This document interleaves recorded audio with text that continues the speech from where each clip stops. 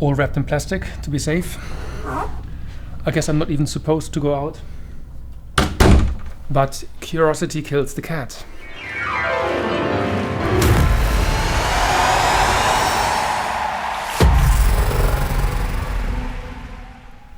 Okay, joking aside, after my first fun video here about my quarantine time, I'd like to be a little bit more serious today and explore with you how we can actually cope as a musician in such a situation.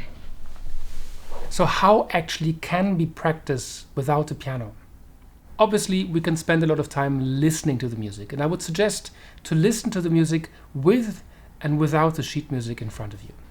To listen to it without the sheet music has the advantage that you can really focus on the overall piece. I really encourage you to listen to pianists from different times and of different styles.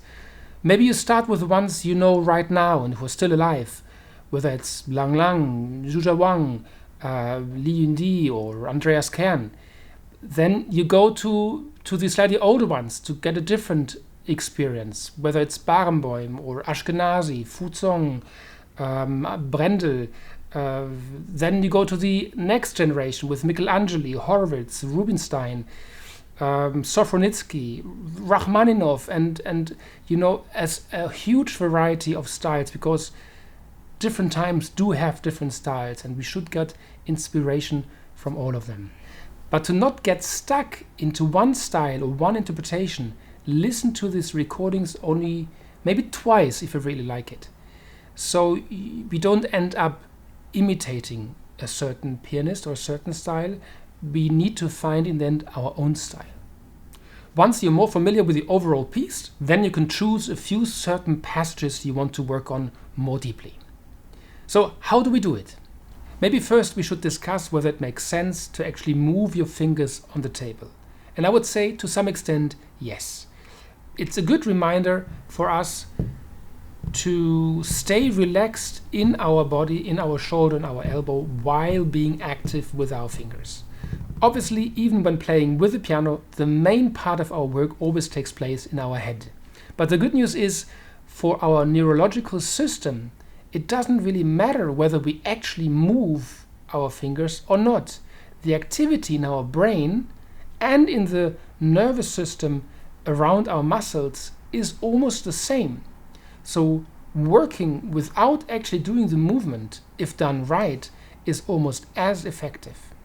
For me personally, when I'm working like this, I have to do it really slowly, like slow motion, because to go through all the thoughts actively without a piano takes more time for me than just doing it. So I have to remember exactly how does it feel to move my arm there? How does it feel to play this chord? How do I want the sound to be balanced? How do I want the melody to shine on top of that chord? How do I see the next chord in this chord progression in relation to the other chord? So if I want to have it in a bigger sound, what is actually my weight? How do I do that physically? And then I need to imagine that, because I don't do it. So I only do it internally. And it is, I think, very healthy to do it, but it also takes more time and we need to have the patience to go through that. One last note on the question, does it help to actually move your fingers on a surface, on a table?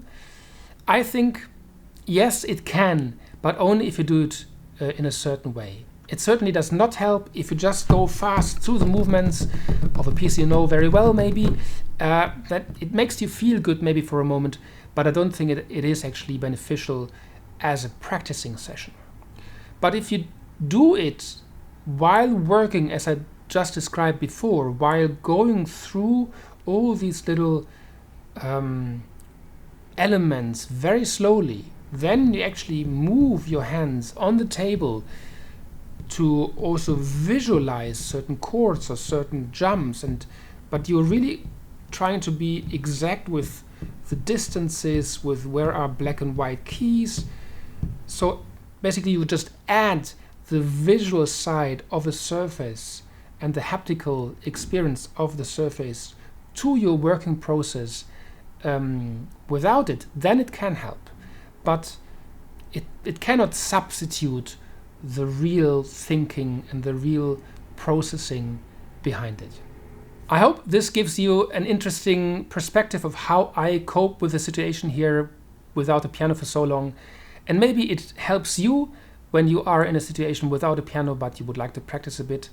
Let me know if it does, and in any case, don't forget, trust your ears and enjoy the music.